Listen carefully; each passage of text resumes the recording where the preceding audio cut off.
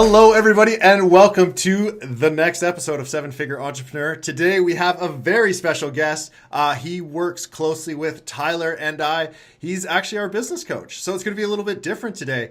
Without him, I couldn't have done my first $2 million on our e-commerce store in the first year.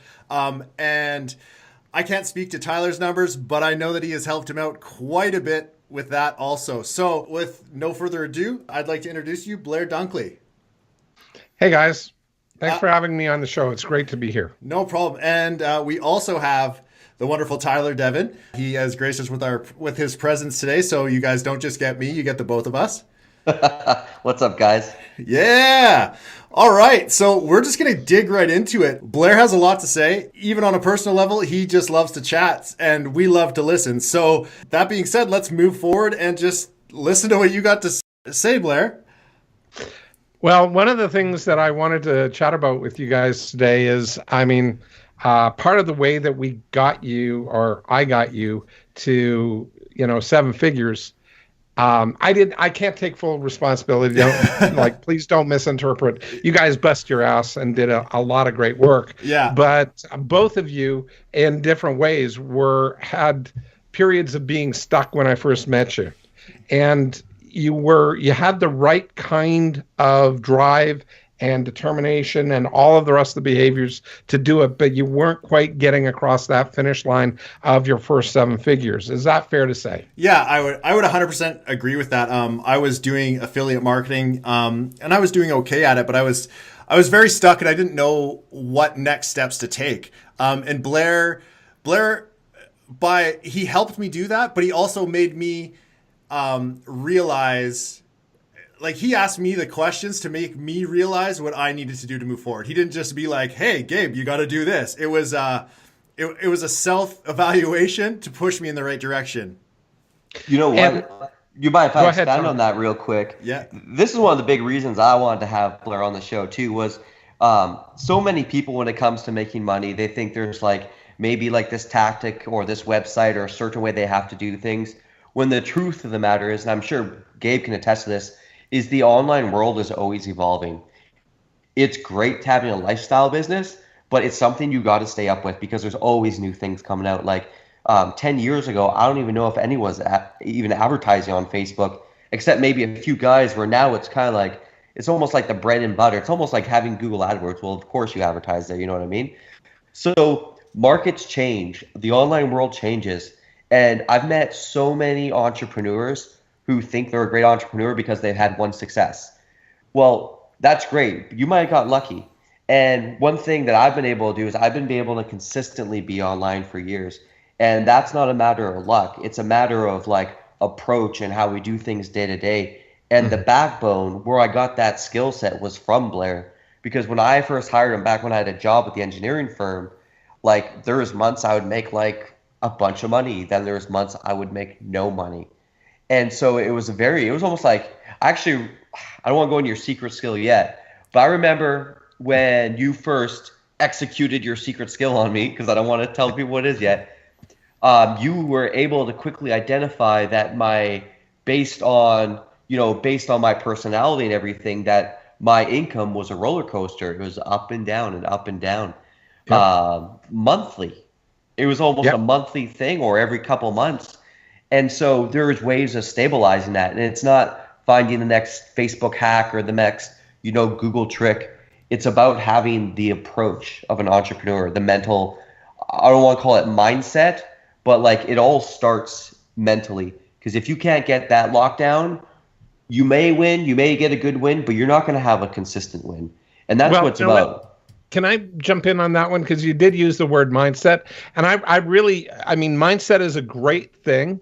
Don't get me wrong. It's not terrible by a long shot, but it doesn't provide people with long-term durable success, repeatable. See, I go for identifiable, repeatable, and duplicatable success. And if it doesn't meet those three criteria, And identifiable means you have to be able to identify, specific, name and label what it is that you're doing and define it so that you can turn around and repeat it. And you can repeat it and make that into success after success. But that's still not good enough, because you can't grow a business if you can't take that repeatable success and plug that into somebody else. That means duplicate yourself. Totally. And those three things are critical. That makes total sense. You know what that actually makes me think of, man, is when businesses get passed down from like, you know, from like maybe kind of like a husband-wife team to like a son, and then the son just drives it into the ground. Yeah, well, you know what? That's funny, because in the bricks and mortar world where I worked for, 20 plus years, working there, a lot of our businesses were in trouble, and they were in trouble because they were family businesses and they were passing it down from generation to generation. And you've just hit the biggest issue that they had on a consistent basis, because they were going after, again, mindset. And, you know, the funny thing is the sons or daughters had an effective mindset. What they didn't have were those subconscious, what I'm calling mind models, to make things identifiable, repeatable, and duplicatable.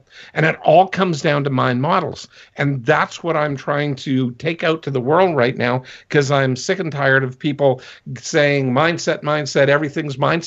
And, you know, you tell me the mindset story and this whole thing here, and yet time after time, you see people who have great mindset, and then they come into this killer situation that knocks them off their feet, and they tank, and they take a long time to get back up. So you can't have that today in business, not in an online business. Not online at all. So question You're for dead you. in the water. Sorry, go ahead. So what is, if you could sum it up in like explaining it to like a 5-year-old, what's the difference between mindset and mind models there?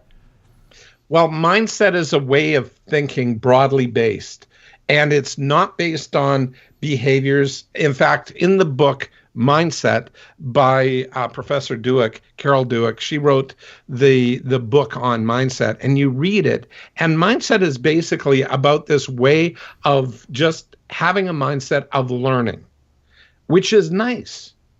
You know, it's good. It's a lot better than nothing.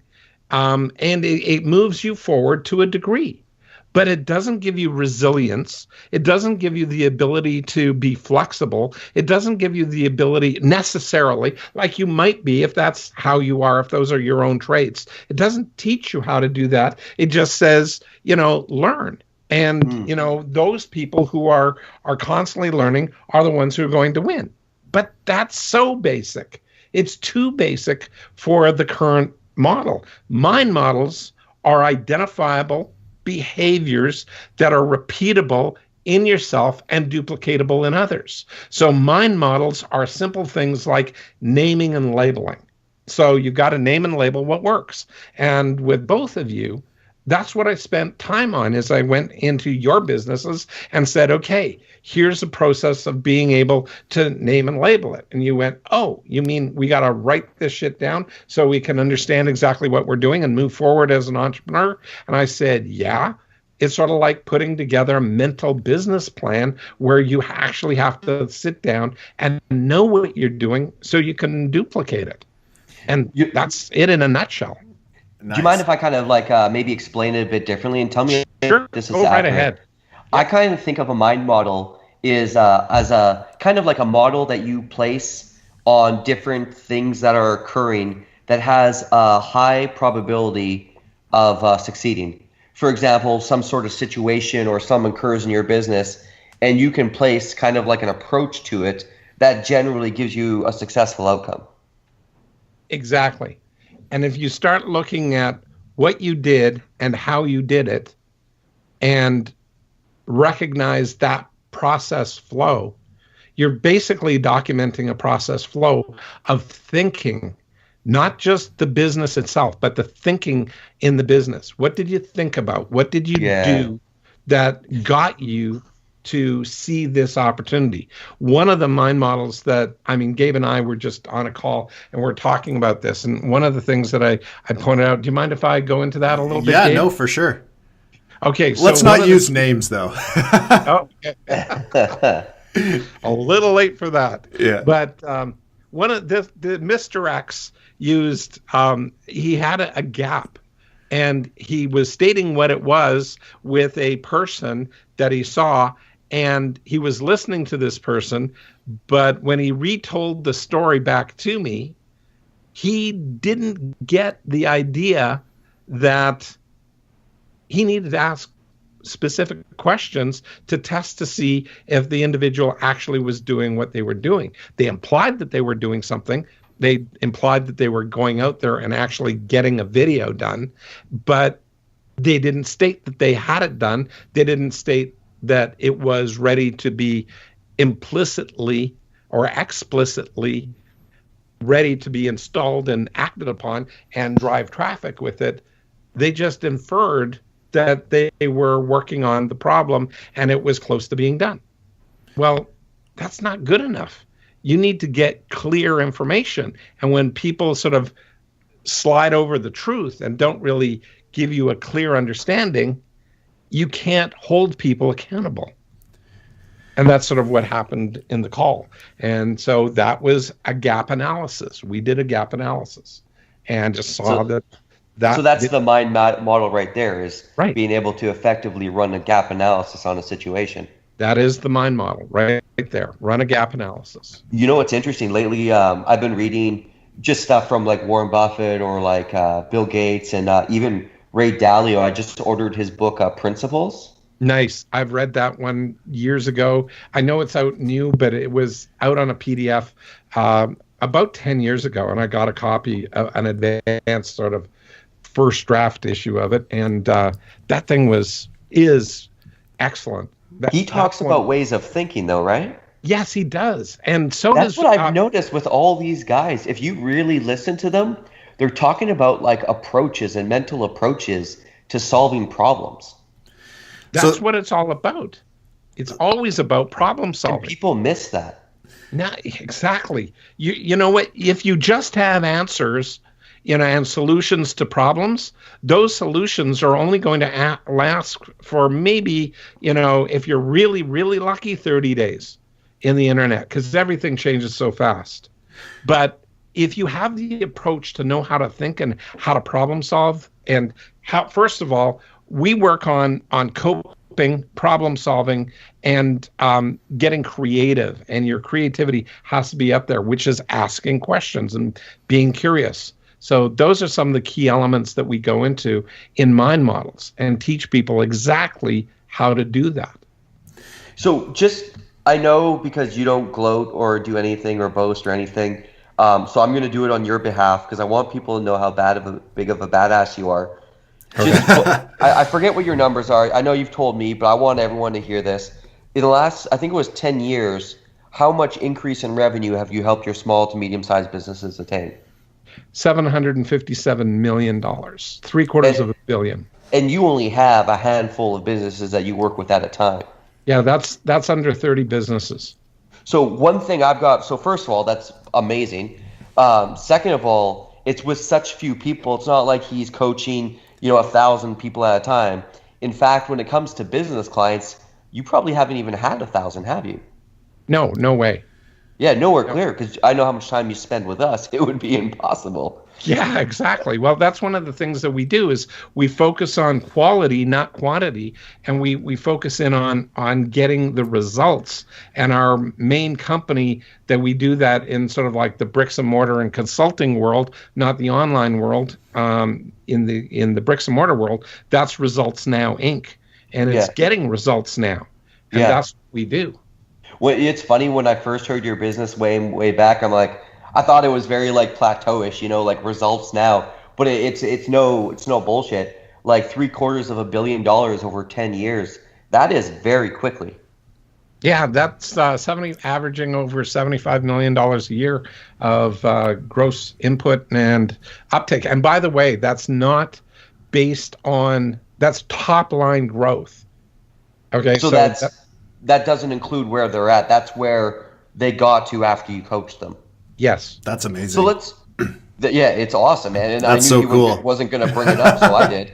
Yeah. So Thank you. I want everyone to hear and give us the short story. I already heard it, obviously. I tell people about it because I think it's so cool. But where did you first kind of learn about this stuff? Oh. And then, because obviously, you had a base of education, and then you expanded greatly upon that. And then where did you start applying it in the business world? Like, where did you first notice, be like, oh, shit, I'm onto something here? Yeah. Okay. So you want a bit of the background and then bring it up to today, more or less. Yes, sir. Yeah. Okay. Got it. So quickly, Jesus, it's a lot of years ago, but you're only 25. I've been doing this for a long time. Yeah. You weren't even born when this stuff was starting to be This researched. is true. Yeah. Well, the government of Canada spent $42 million back between 1967 and 1972. In that 5-year period, they spent that money and they defined coping, problem solving, and success skills. Those were the 3 things that they spent their time and money doing. And I can go into the story, but the real nuts and bolts of it is they defined 362 core competencies that people need to have in their life in order to do those 3 things, to be able to cope, to be able to problem solve, and to be able to be successful in their life. Now, most of this stuff was brought together for people on social services because they wanted to reduce, the expenses of people and people in jail to some degree, but mostly social services and mental health. So all of those are very big costs in government. So if this thing could go ahead and move down, that would be great. The research, my mom and I started a company with Vicky Jolin, third party, and we started it called Life Skills Colleges.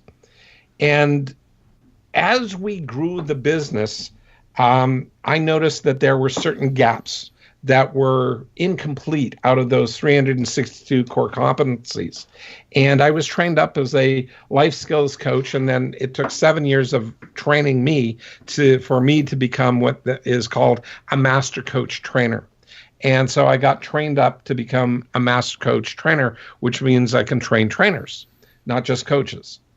And I actually defined in 1977, 78, I was approached by Revenue Canada, which is sort of like the US's IRS, and they said, you're hiring these people called, life skills coaches, basic job readiness training coaches, life coaches.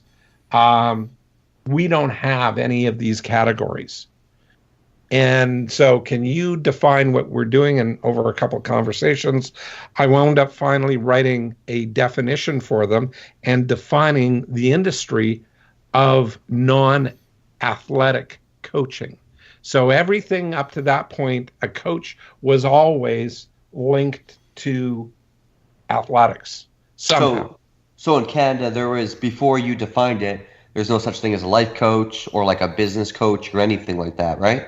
That's correct. Nothing. Awesome. So I'm the guy that literally, they said, you've now defined / invented an industry. You've got a new industrial designation, and you're the guy that defined it. So sorry Nice. about that. I hope they give you a little plaque or something. Yeah. No, just a letter at the day. Too bad you don't get a percentage of that. Oh God! Oh, right. It's over a $2 billion a year business now. Do you know that? Wow. And that I did not. I don't doubt it's edge growing either. It is growing. It's one of those few areas. It's still growing, and it's over $2 billion a year in the U.S. alone. Wow. I believe that. Yeah, no. Those are valid stats, not made up. Those are stats. Blair, 74% of all stats are made up. That's true. Just like that. Yeah, right. Yeah. So that's where you kind of first learned about it. I guess keep on going with it. Sure. So basically, what I wound up doing is noticing that gap in those 362 core competencies. So And that was in our second year. We started in 76. So by 78, I noticed some gaps and I started working through with our team at the college, because we were training and hiring coaches, and they were having difficulties, and we were starting to turn and burn our coaches because they were not coping as well as they needed to. And I figured they're taking on too much stuff, so I needed to create these tools. And the other problem that I had is I started getting a bouncing baby ulcer, and the doctor said either you change how you're doing what you're doing or you get out of the business altogether. And I just started it a couple of years earlier, but we were working with people that were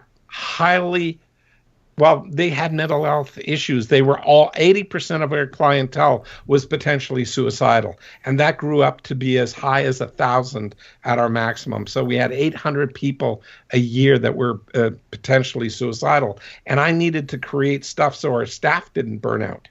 And that's really where most of my research went in. And so I kicked into what turned out to be about 15 years of ongoing research in the area of basically behavioral sciences and how to optimize the coping, problem solving, success skills with individuals and make them all coachable so that people can learn these skills. And we defined a total of 1,007 skill sets and behaviors.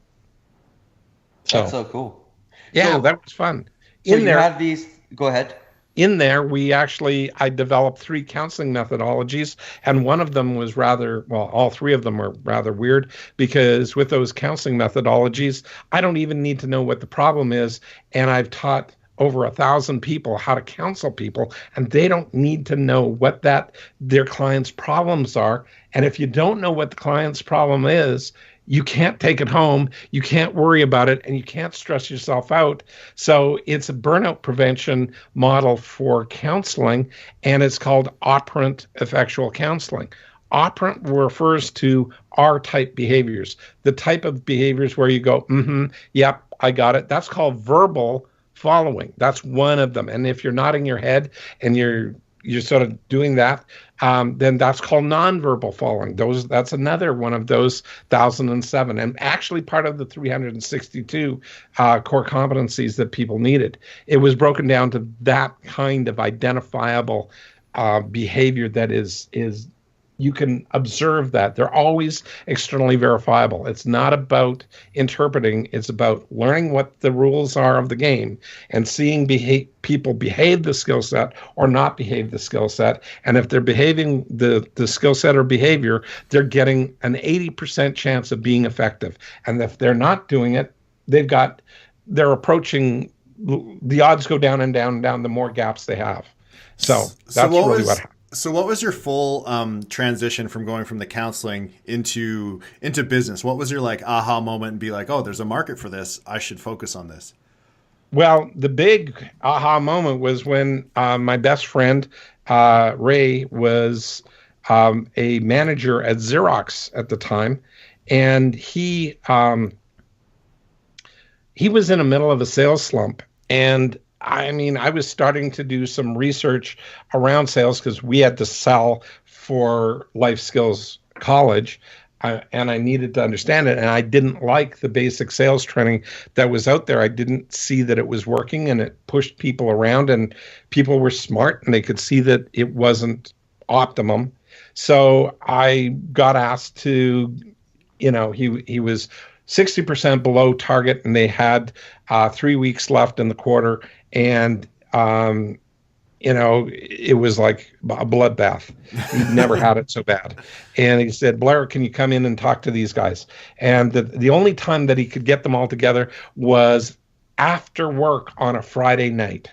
I'm sure everyone at Xerox wanted to hang out around then. Totally. Yeah, especially sales guys. When sales are low. Yeah. Yeah. This is the number one thing. Anyway, I asked some rather important questions and got people thinking about sales. But one of the questions that I asked is, who in the room, and you got to remember, this is now approaching 40 years ago, but who in the room here likes being sold? And these are all top-end sales guys. and only about 40% of the hands went up. And over the years, like when I saw that, I thought, something's not quite right here. These are all salespeople. I would want 100% of these guys saying they want to be sold, not 40% of them. And some people still like being sold, but about 99% of the population doesn't want to be sold. So what would happen if you started taking the research that I was doing in not selling, but in a buying conversation and said, well, how do you create a buying conversation? What are the human drivers, those human behaviors, that cause people to buy? And it kept on coming back down to problem solving. Buying is always a problem solving process because you don't buy unless you've got a problem. If you're thirsty, you have a problem. So you buy a bottle of water, or you turn on the tap and pay for it, or somebody pays for it, but it's not free. That's my point, is that it wasn't free, but you made a buying decision. Maybe you were not aware that you made a buying decision because you just turned on the tap, but you did because there was a problem and you needed it to be resolved for yourself. And food, clothing, shelter, everything that you exchange money for in the world, every time it's to solve a problem. And people get that, but they don't get that. And so what they try to do is induce a problem so you can solve it, but people feel manipulated. But what if there was actually a conversation that you could have that would turn it from teaching people how to manipulate people into perceiving a problem and just asking questions to discover the problem and to see if that is what's true for them. And if that's true for them, then move forward.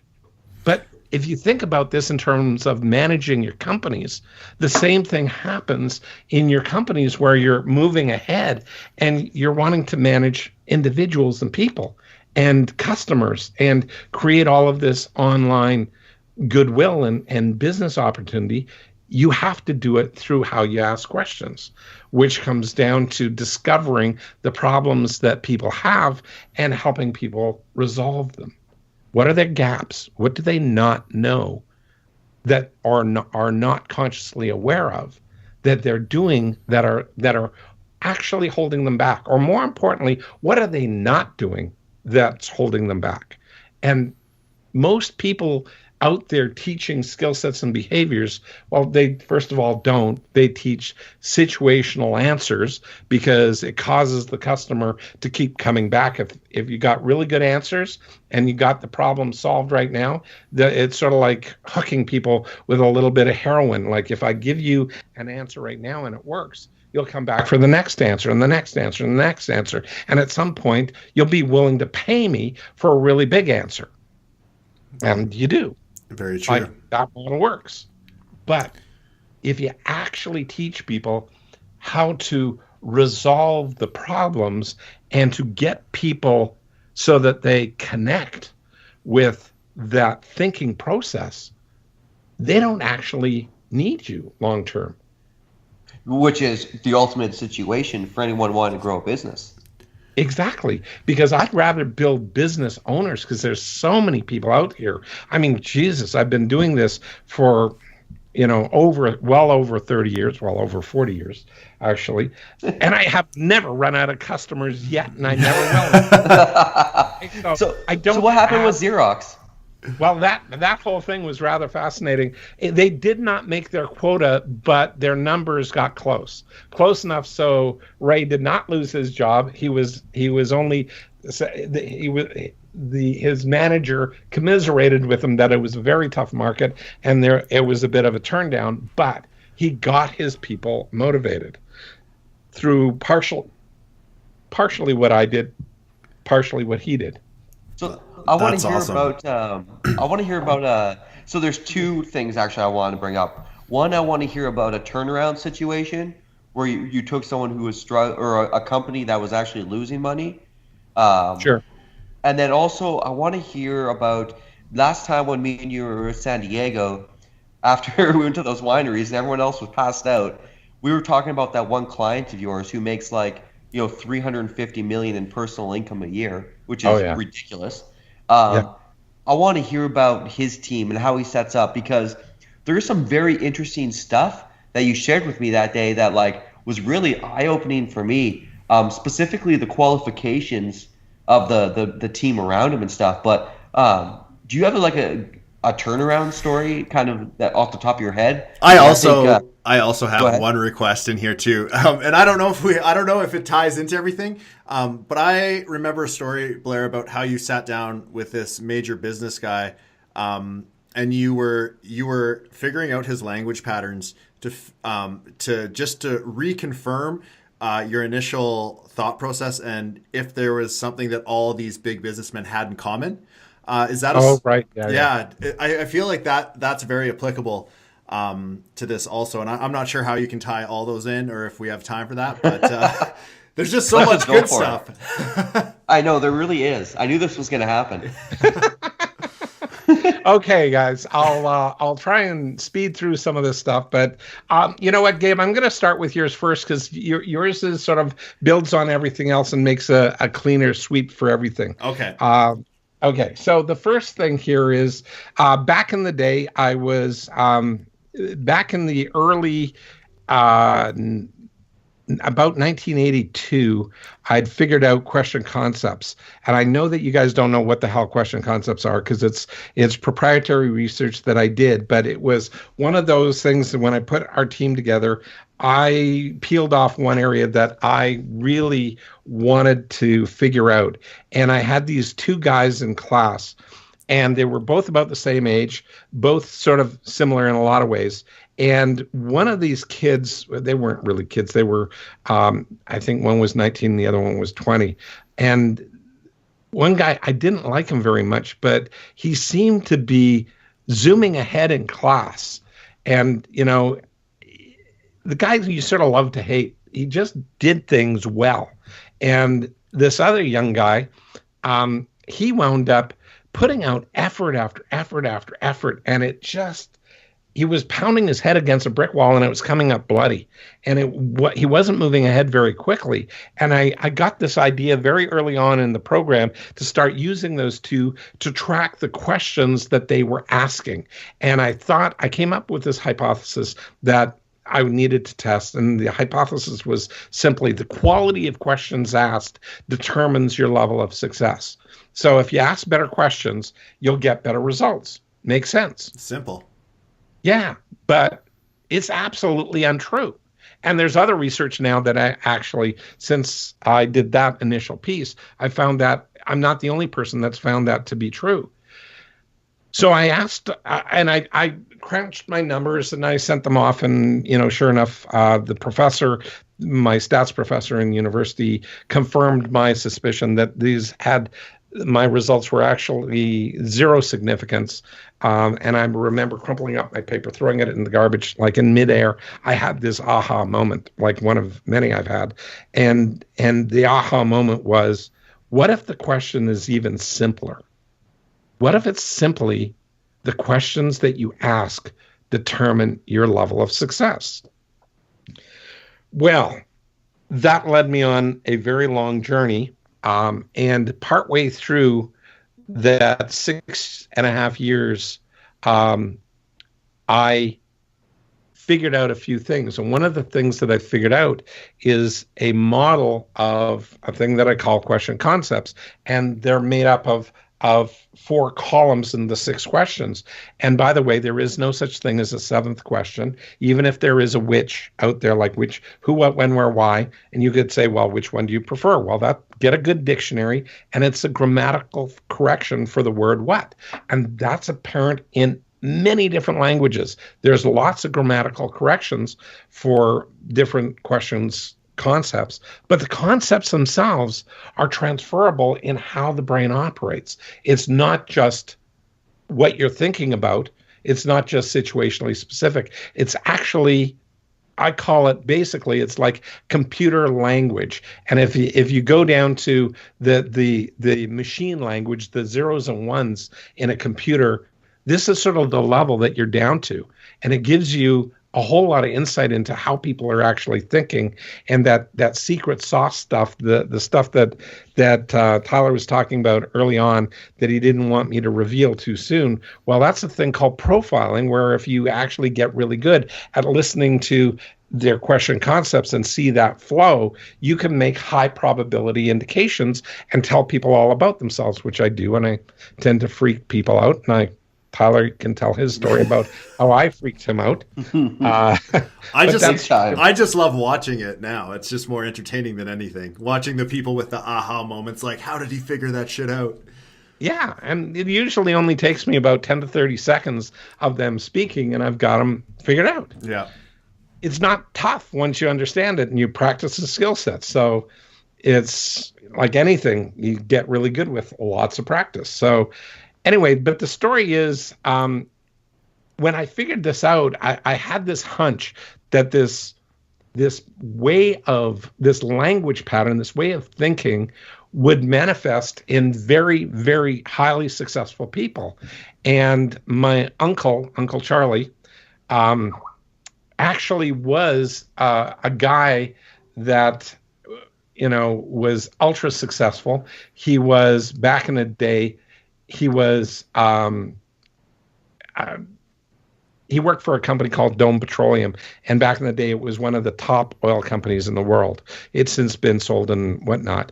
But at the end of the day, the guy who built it up from nothing was a guy by the name of Jack Gallagher. And I got an appointment with him when he was sort of at the peak of power in Canada. And it was number one or number two of the biggest companies in Canada at the time. Anyway, long story short is I got that. I sat down with him. I was in my 20s at the time. And I had this luncheon with Mr. Gallagher. And it was an amazing thing. And I literally set him up to test and see, because in the luncheon, he hadn't used a why question concept. And if you study or listen to what I talk about, you're going to start finding out the why question concepts that other people, very well-known individuals, use. And, they're the why guy and everything else out there. Whys don't work the way that they're claiming they will. And I can basically prove it. They prove it, but people don't know what to listen for, so they don't hear the obvious stuff, which is basically all the what's that immediately follow the why, which reframes the why into what's for people's heads. But these really, really ultra successful people don't even use whys in the first place. And I was sitting at this hour-and-a-half luncheon, and Mr. Gallagher did not use the why question concepts for over 40 minutes. And it blew my mind, because almost everybody does. And then he started asking me, so Blair, what do you want to do? And and he asked me a bunch of questions, and they were all what's. And I decided I would test the hypothesis that these guys may not know consciously, but they do know it subconsciously what the success model is, and they act on it. And sure enough, I gave a why response. I started giving them reasons and excuses. Actually, I planned these out, and I got 4 words out of my mouth, and the guy shut me down and said, Blair, I don't want to hear your reasons or your excuses or your rationalizations. The only word that he didn't have out of the 4 things that whys are was justifications. He didn't want to hear those. He wanted to hear, give me your list of what you're going to do and how you're going to accomplish it. Tell that to me now. Like, be clear, be present, and that was the majority of the success model right there, the what's and how's. And I was totally gobsmacked. I mean, you could have knocked me over with a feather at that moment, because I go, Jesus, Murphy, this guy doesn't know what he's doing, but he knows it, and he's living it, and he's a freaking billionaire as a result of this, and he doesn't even know this.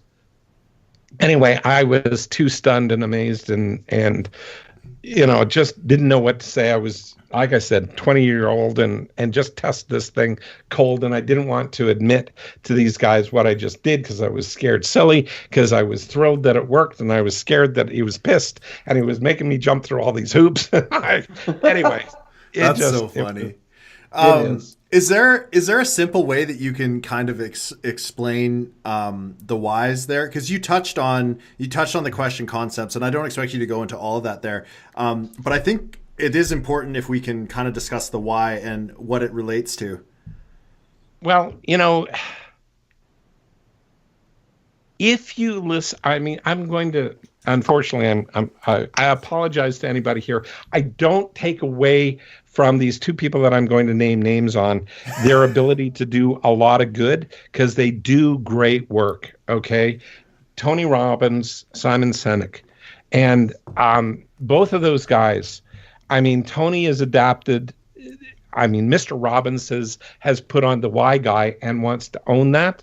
But if you listen to him, especially on YouTube and the TED Talk, the 2009 TED Talk that he did, where he sort of announces that he's this why guy, my God, if you listen to his why, and every time he defines his why, there's 3 to 5 what's immediately following it to define his why, which means he's actually redefined his why into a what. So what would happen if you just started with the what, knew that people get stuck, and if you listen to as many people with as many problems as I had over that 20-year period, and you started recognize, like at life skills colleges, when you hear those mental health issues, and virtually 100% of those issues are all whys. And whys cause people to be stuck in the past and unable to change, unable and unwilling to change, because they have to resolve their why. But what if you can't resolve the why because it's in the past? You're now in a stuck state. And people who are uber successful are not stuck. And one of the things that I did with both of you is, the very first thing that I did is taught you guys the question concepts and called you on your whys. Not bullshit. You're just how you thought. And the whys of it, which held you stuck. True or true? True. Well, you only give me one option, so I'm going to go with false. But no, it's actually true. So I don't know if I'm just a simpler person, but from my understanding is we get stuck in whys, and whys are very judgment based and emotional based, and they don't have logic or facts behind them. It's just something. It's an assumption, and that's my like dumbed down version of it, just for the listeners who don't fully grasp what you're saying. All of that is totally true. Okay, cool, awesome. And it's also opinion based. It's not fact based. It's all internal. It's in your head. You can't prove a why. If you can't prove a why, it's actually not a why, it's a what. I can't count how many times I've had someone tell me on my team something's a certain way, and then when I dig into it, it turns out that was a complete assumption that they made. And when we go to actually test it, it might not always work, but sometimes it does. And we wouldn't have even had the opportunity for that success if I didn't dig past noticing that it was an assumption. Right. So assumptions sometimes work, but the percentage of assumptions aren't, like, it's not a safe bet. If you're going to bet on assumptions and say, okay, I'm going to go to Vegas and I'm going to bet on my assumptions, not a good way to go. I'd rather have odds. Yeah. First of all. Yeah. So absolutely. I'll bet on my odds, and you'll win. Well, at life skills colleges, I had to get my odds up to be about 80% of the time, because if I didn't, somebody would die. Because got to remember, 800 of those people at our peak were potentially suicidal every frickin' night. And we didn't lose one, not one person on our watch ever. That is way too stressful for me. Yeah. I'm stressed thinking about it. Yeah. Well, part of the reason that I moved on, that was a major part of it for me. It was stressful, but it got a lot simpler when I actually had a process that I could follow, and it was reliable, and it was identifiable, repeatable, and duplicatable. And it worked 80% of the time. And that's what every one of our mind models are held to, that standard. It's got to work at least 80% of the time, or we don't hold it as a mind model. And that was tested back in the day when I spent, over 17 years actually testing these things out and figuring it out. Well, thank you for testing, because they have made my life better. Yeah. No problem. That's actually the reason we brought Blair back into to work in the business, to help us get to the next level. Because I don't know how many times we planned to hit 10 million. And like this year came out, like last year was 4.5. Great year by, so many standards. But our goal is 10. And this year, I think, what was it, like 6 months ago I started calling you? Yeah, about that. I'm like, get ready, man. Like, we're going to be calling you, because we are not, or it was less than that, but we were not on track to hit 10 million. So that's how come we brought Blair on again.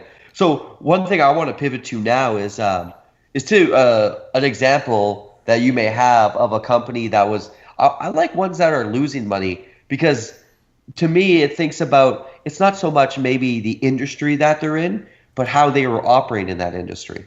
Well, the one that pops to mind is not necessarily, they weren't losing money, but they were a $40 million a year company that was making $400,000 profit or less for 5 years in a row. Wow. So they were verging on, if they had one hiccup, and they could have it easily, and it would cost them the game. They would walk away and they'd lose everything. And the owners were in debt up to their necks, and they had to increase profitability. They had nothing else, and they knew that their entire corporate culture sucked, and they were not. And the weird thing is, concrete block industry in Alberta was, back in the day, it still is a very good business. But they were not managing it well, and they weren't asking questions, and they weren't effectively curious, although they did a management buyout from a very major global concrete player. And basically that made a huge difference by changing it from a corporate culture of fear to a corporate culture of basically being effective, being a corporate culture with care and concern for each other, and loyalty at the end of the day, which they did not have initially. So that one was by the president himself. I was walking down the hall when I was first hired. By the way, he'd actually seen me 7 years before, and he'd walked up to me at a trade show where I was profiling people just at a trade show. And from that, he came in to take a weekend training from me. And from that one weekend training, he came back 7 years later and stumbled across me because I walked into a talk I was doing for tech, the executive committee. And these guys, he remembered me, and he actually remembered, that many years later, he remembered in the skill sets, and he was able to physically name off the mind models, right there on the spot in front of people, 7 of them. And I mean, most people don't remember what they had for breakfast, let alone 7 mind models years later. Yeah. Like most of a decade later. And I go, holy crap. And that's not the first time that this happens. So basically, that's what occurred there. He brought us in, walking down the hall. I saw this one guy look at us, and he was telling me of the corporate culture of fear. And this guy looked at me, saw the president with his head down, and me walking beside him, looked at the two of us. It was a fairly narrow hallway, but he saw the president, looked at him, and his face went white, like scared, and he took another route around and just turned right around and got the hell out of the hallway. It was like, I don't want to be around this guy. I don't want to accidentally see it. And right when he was talking about the corporate culture of fear, I mean, I didn't believe it or not believe it, but at that moment, I believed it 100% when I saw what his employee did. Wow. It was so true. Anyway, long story short on that one, we went in there, and in 18 months, we stopped the slide, and it was a 3-year contract. And then in the next 18 months, we started rehiring and getting the right, people on the team. So we got the right people on the bus, and more importantly, the right people in the right seats on the bus. And that's behavioral. And most people think it's skill sets, and it's skill sets to a degree, but most of it has to be behaviors. And he basically, the two owners almost did a complete rehiring of their senior management and tightened things up, caused things to happen that should have happened before. And they actually walked away, and they got a buyout shortly after. Well, during my process, I got a white knight, another client of mine that was a merchant banker, and I introduced the two and caused them to come together so that they were just about going to go under, and they needed an injection of capital. And I helped them with my client that was the merchant banker, and they injected it and brought in a brand new president. And now my client, who had the ownership and was the president, went into sales and became in charge of the whole area of sales there, which he was very good at, no doubt about it. But, moving forward, all of the people fixes that were done and getting that business ready for new blood and new vision.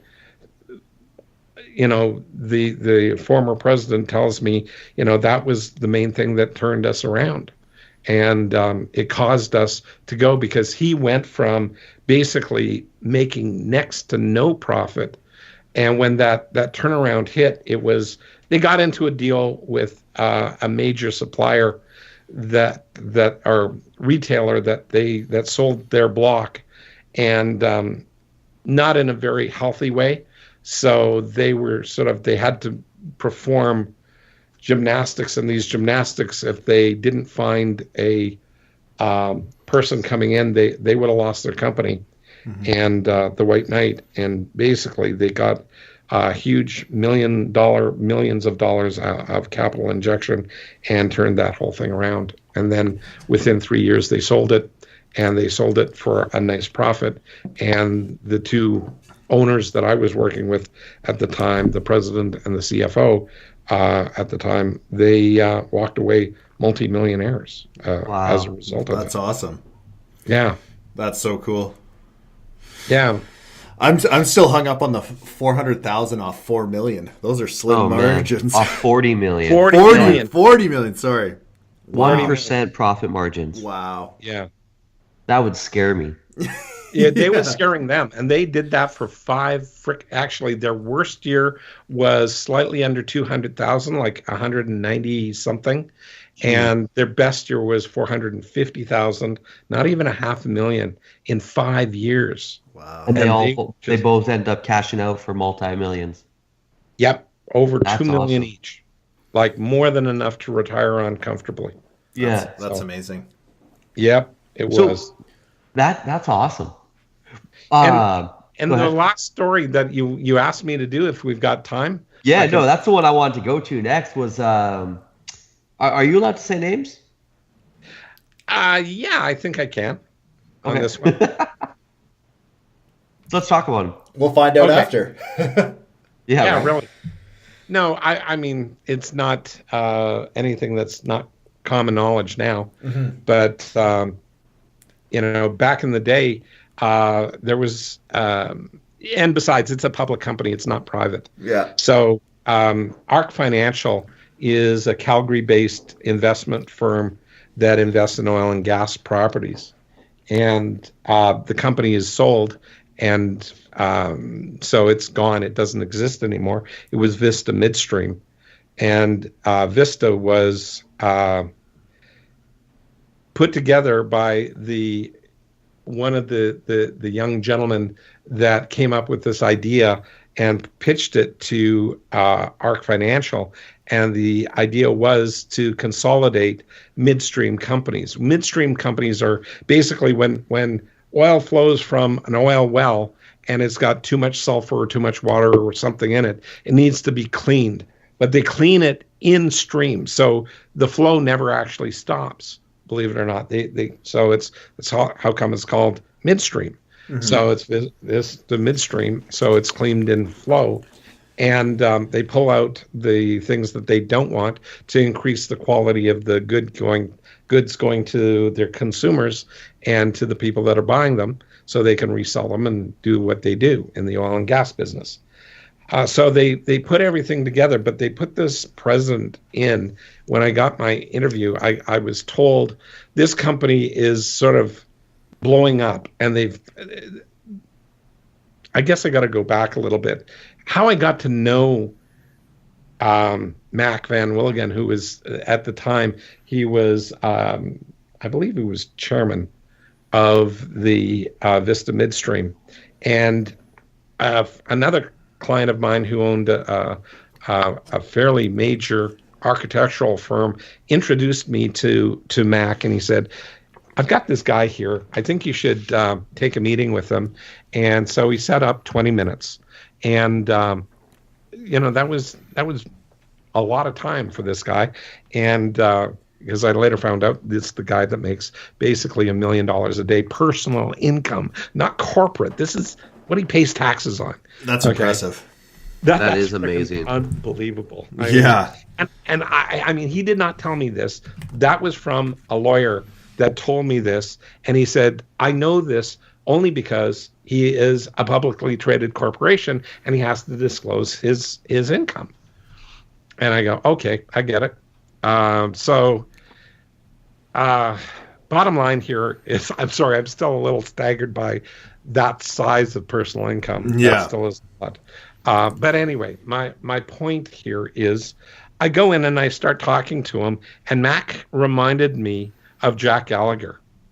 I mean, another guy in the oil and patch, another guy who's got this language pattern. And this time I wasn't waiting for 40 minutes. I waited for 10 minutes. And I told him, I have to interrupt you. Mac, I gotta tell you this. I had a guy, Jack Gallagher, blah, blah, blah. I told him the story that I've already mentioned to you guys. And you have not used the why question concept or the why word in these 10 minutes at all. And you've got a very similar language pattern, to what Jack Gallagher had. And I go, oh my God, it's just like you guys think, act, walk, talk, quack the same.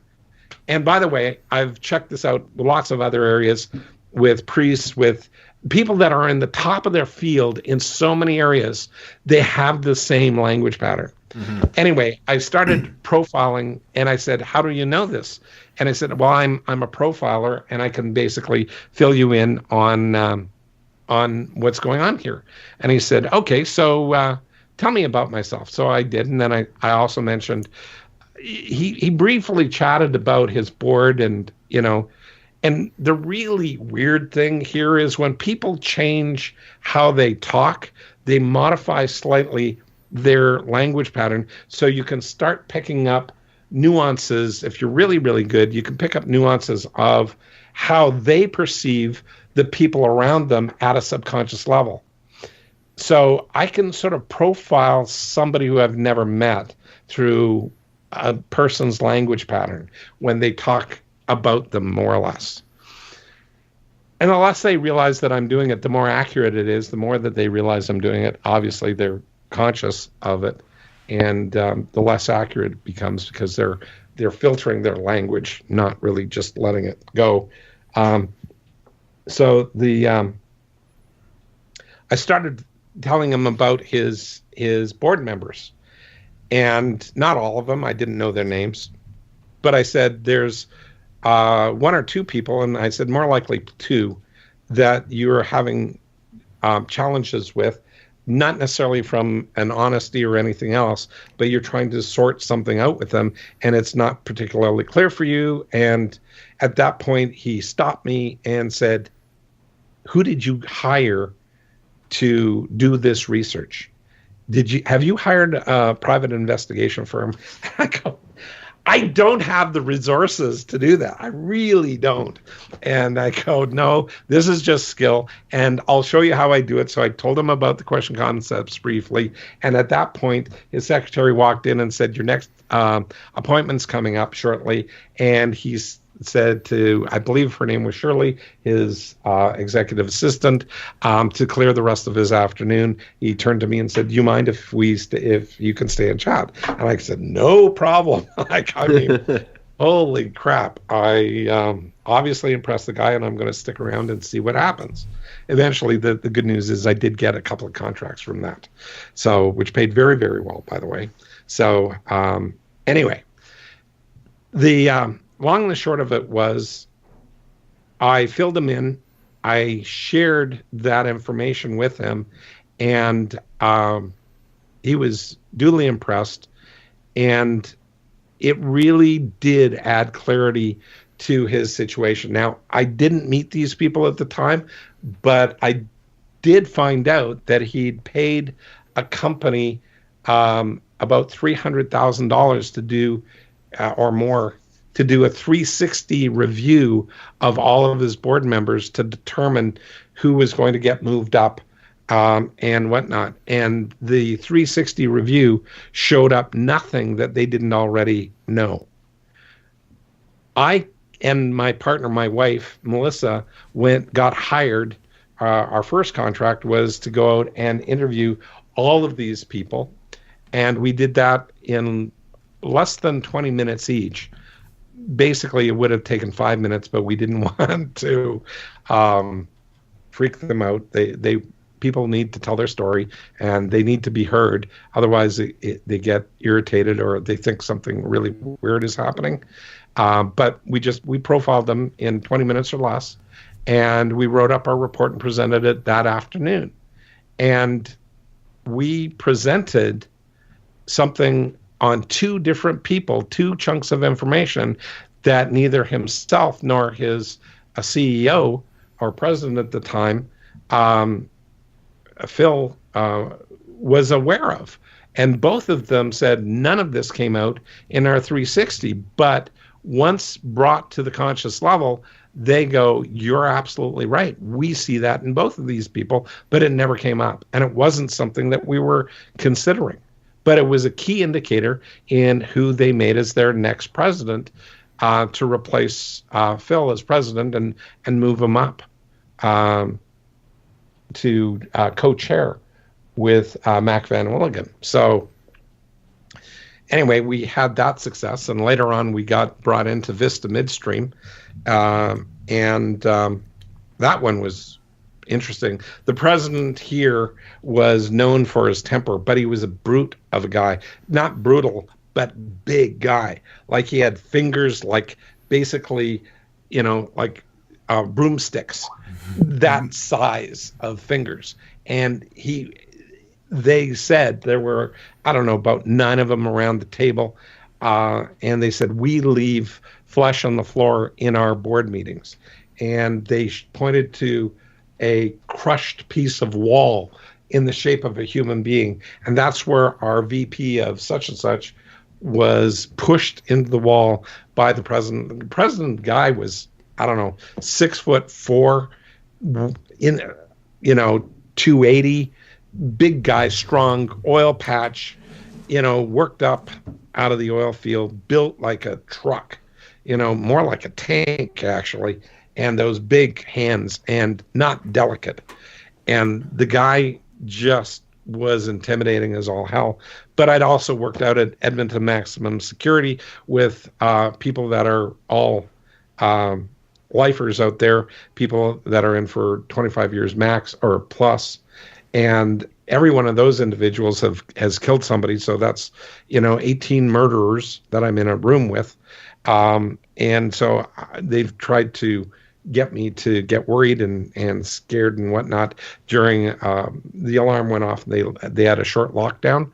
And they said, "Oh, we should take Blair." Like 5 minutes into it, they said, "We should take Blair as a hostage." And I called their bluff and just said, "Let's get on with it." Because had they actually had a plan, they would have taken me as a hostage immediately. So I just said, "That's bullshit. Let's keep going." And that's funny. Sure enough, it was. But they just wanted to pull my chain because they could. Yeah. And see what would happen. And it was sort of deflating for them because I didn't take them too seriously. Mm-hmm. Thank God. Yeah, although they were in a position to hold me hostage if they really wanted to. Yeah. So I couldn't even get out of the room because that room was on lockdown too. So anyway, back to the main story. That whole piece here is, we were going forward with Vista, and it was all about teaching people, those guys, how to work together as a management team and improve the communications, because everybody was working off their own set of internalized opinions and assumptions and banging against why this or why that and why everything else, and trying to force people into being accountable rather than asking for a process flow to cause accountability to happen. Well, how many times do people get so frustrated with the whole situation that they're jamming people into the corner and they just want to beat the crap out of them? In some cases, they're almost doing it in that scenario. But, in most situations, it's just verbally, pushing people into the corner, or they're going quiet themselves. Mm-hmm. One of the two, either of those two extremes, does not bode well for a business case. It doesn't move things forward. And if you go too intellectual on people and you don't understand what the drivers are for that individual, the emotional drivers, and take a little bit of care and concern with that person and a whole lot of process flow and get that balance effective with mind models, bingo, you've got the right mix of those two things, and people become loyal and they want to work for you. They want to do their best, and they'll frequently self-eject because they don't feel like they're doing their very best anymore. And in other words, they'll go, "I'm not the best guy here for you. I feel like I'm letting you down, and so I'll go. You got to let me go because this isn't where I'm doing the best for the company and the team." And creating that kind of style of loyalty and view and drive for the vision of a company, when you get to that, it's amazing. And I used to say, I love my job because I get to build mini little Camelots, mm-hmm. where it's the best place that anybody has ever been in their life, has ever worked before. And that's what I did at life skills colleges. And that's what I do for my clients now, is build those environments where it's like being in Camelot, where nothing that you're doing is better than this. It's not easy to get to, mm-hmm. but it's like what the kind of hell that happened in Camelot that you had to go through to get to Camelot, to have that moment where it's the best you've ever had. And that's what I tend to get from people. And that's what tends to happen at the end of the day, is their companies flourish and grow and prosper. What happened with Vista? What happened in the end there? They actually were, the slamming up is because a buyout offer went sideways, mm-hmm. and the management team was fracturing. And that's one of the things that people look for, is buying a management team if they don't have one. They were going to replace them, but they needed them for a period of time. But the people that were wanting to buy Vista initially did not like how the management team was operating, and said, "This is not something we can put money into because we don't think this is going to be survivable in the transition period." Yet the investors, Mac and his team at ARC, needed a group to purchase it because that's how they make their money. Their job is to take $40 million and turn it into, in this case, $150 million, and do that in a 3 to 5 year period. And in this case, it was 3.5 years, and they brought me in at just before the 3-year mark, and so I had 7 months of making the best money I had made up to that time, which was $16,000 a day for my time. Wow. So, did they get the 150 million for that company? Slightly more, actually. Wow. They got more. Yeah. Well done. So Yeah. Mac's company, how much in revenue were they driving every year? They had a book of business. It's not really revenue. They were an investment firm, so it's sort of like you got to think of it as an investment company, not a sales company. Okay. So they had an investment company, and when I started with them, it was $3.5 billion that they had on their books, and they didn't report until a year later, and that had gone up by 500 million. So $500 million increase in the sales of their assets that they sold during that period of time, which made it moved it up to, the next time I looked, it was $4.2 billion. Wow. I don't know what it is today, but that's what it was. How many people ran this company or were in this company? Oh, so you want that part of the story too, right? Yeah. So when we got brought in, there were a total of about, I think it was 9 or 12 people on the board. And all of those individuals who were on the board of directors were all active. They worked daily in the business, but they were also on the board. And every single one of those people was a self-made millionaire. That's insane. He did not hire anybody who hadn't made $1 million themselves. Was worth well over $1 million. Yeah. And so most of these people were pulled out of semi-retirement to give a chance to work on this project and participate in it. And he honestly did not need the money for them to invest in anything.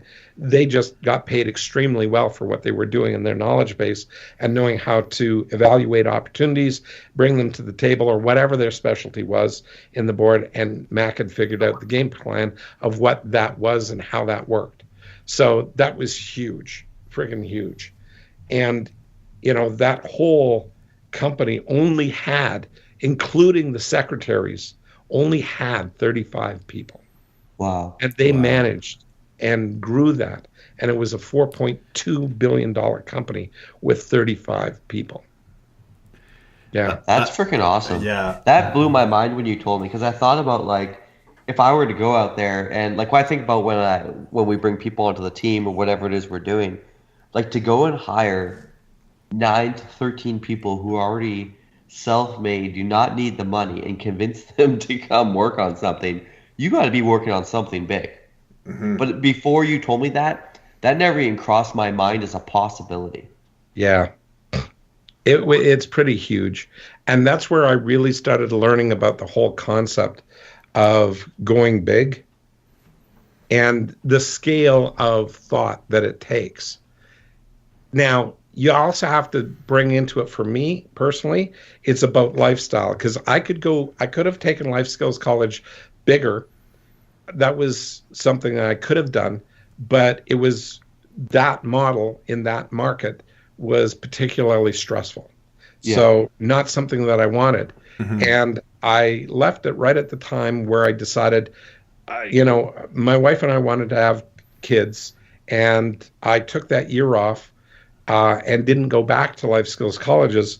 Well, I was back, but I was in as on the board as vice president all the time I was there, and then became president when my mom stepped down and took it over at that point. But the bottom line here is you've got to figure out what you want in your life. And Mac was one of those guys. The end of the conversation that day in Mac's office, or boardroom actually, was called to a halt at about 6:20 because his wife called. And he lit up like a freaking Christmas tree, being very smiley. And when his secretary, I think her name was Shirley, came in and said, "Your wife called And he smiled and looked at me and then looked away slightly and came back and said, "I'm very sorry, Blair, but this is the only person I'm not going to bounce for you." So, and I go, "Hey, I totally get it. It's your wife." But I mean, his priorities, like that was a little life lesson right there. His priorities were so spot on for, his wife was super important. His wife got the priority, over his business. And, because that was his life. Family was important to him, is important to him. Mm-hmm. And I mean, those are things that you learn from experience. And there's people that learn it and people that don't. They just go, they're all in with just, their whole thing of their business is everything. And yeah, business is important, but if you don't have people to share it with, then I don't know. I mean, that's how come I did what I did.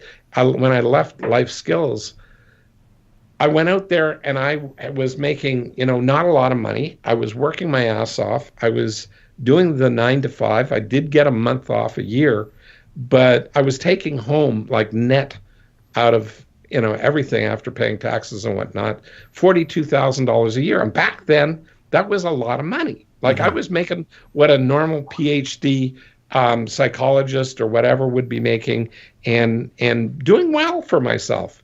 I mean, had a car, had a car phone, had, all the perks you could ask for and whatnot. But I took that year off with the birth of our first child and came back. And, honestly, I was so freaking frustrated because one of my students, this Diane, was brilliant. She was a lovely lady. And she pissed me off to no end, because she came in, she wasn't potentially, she had attempted suicide. Her brother was somebody who they had a pact. He died, she didn't. Mm-hmm. She came into Life Skills. At the end of the day, it was mind-blowing because she went from this very attractive young lady who looked like she could be a model, who had actually done a little bit of modeling, I think. I'm not sure. But anyway, taught her how to cope, how to problem solve, and how to be successful. And within 6 months of the end of the program, she had actually started with Elizabeth Arden. And within 6 months of that was promoted to regional manager. She had a car. She had an apartment in both Edmonton and Calgary. She was dating a CFL football player, which is like an NFL down the States football player. She was living the life. And prior to that whole thing, she came in and she was planning on dying. Mm-hmm. And I go, it's blowing my freaking mind what's going on here. And she's now making more money than I am, having a car and two homes, and dating this guy. And holy crap, what am I doing? I'm sitting around teaching people this stuff, teaching them how to apply these things that I'm figuring out for basic job readiness training and whatnot. And I'm not applying it in my own life. I'm not really walking my own talk. So during that year off, I rejigged my life, especially in the last 6 months after, Catherine was born, and we dealt with, the sleepless nights after a kid's born. So the last 3 months, I really focused on applying what I was teaching everybody else to me. And I literally went from $42,000 a year the year prior. In the next year, I made $147,000 in my own company. And I applied that. Now, the really interesting part to that story is I made that $114,000 in only 17 weeks. Wow. Okay? That's nothing. Yeah, I know. And I said, I wanted to have a lifestyle business. I wanted to build my business the way I wanted to have it. I wanted a family, and I wanted time with my wife and kids. Mm-hmm. Now, taking that year off, I also realized I didn't like not working. And then I had the success with doing 147,000 that next year. And what I wound up doing the following year, 2 years later, actually, I kept it a little bit, but I was thinking, you know what, I don't mind working. In fact, I really enjoy it. I want to do more of this. And so, unfortunately, the year that my second daughter was born, Victoria, I'd set myself up for going out there and working, and I overdid it. And I wasn't home, like from the 1st of February to November 15th, I was only home for 45 days. Wow. Which tore me up inside. I didn't realize how badly that tore me up, because I wasn't able to be there for like my daughter's, Victoria's first steps and all of that sort of stuff. It really wasn't okay. It really tore me up, and I needed to be there, and I wasn't. And so, I said, I'm never doing this again. And Melissa and I sat down and we rejigged our life one more time, and we put it back down to something in between. And we decided, okay, we wanted to make, no less than 250,000, and in this time frame, and we wanted to do that part-time, not full-time. And since that time, we've never been less than 250,000. That's and amazing. One year we actually did a fairly full-time, like 3/4 time job, and we were right around 40,000 or less. Might even been, I think she said it was $4,000 shy of $1 million gross for our little 2-person company. And we did that. I mean, that's possible.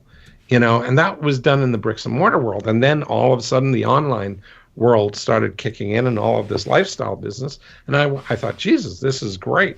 So we're starting to take our stuff out there and get it ready. And it all comes down to mind models, though. When you get it worked out, these mind models are super, super critical, because you get them, you apply them. And I applied them to myself, and bloody hell, I know they work, and then I've applied it to both of you, and you guys know they work. We know they work, and we're just getting. For me, anyway, I feel like I'm just getting started. We worked for a while there before, and now I'm getting back on the train, and I absolutely love it. There's just so much value behind it. And that being said, we've gone for about an hour and 20 minutes here, so I think we need to wrap it up a little bit. Oh man! So sorry about that. Oh no, it's great. Like, we just the thing is, I don't know about you, Tyler, but for me, I just get like so sucked into the story, and I just want to keep hearing more. That time just flies by with that. Yeah, absolutely. So hopefully that's applicable to the listeners also. And so, do you have any like finishing thoughts, Blair, on this? Well, one of the things here is I'm very, very close to launching I've got the domain, and that's going to be Mind Model Mastery, Mind Model Mastery Secrets is the name of the website that we're going to have all of our blogging, and I'm going to be talking to people. Actually, it's going to be a bit of a video blog. And I'm going to be laying out and graphically showing people some of these mind models, and some of them are just simpler to draw out, and they're short little pictures and short stories that go along with it to tell people how they can actually transform their life and take control of it and practice these things. So, yeah. Okay. And cool. If they want the full meal deal, there's a 15-hour video course that I did. Tyler, you were down to see that one. So and it was rewiring your mind for wealth. Yeah. You know what I just thought of, an easy way to kind of explain what you do? Sure. Is you basically take the language patterns of billionaires and put it in whoever wants to learn it.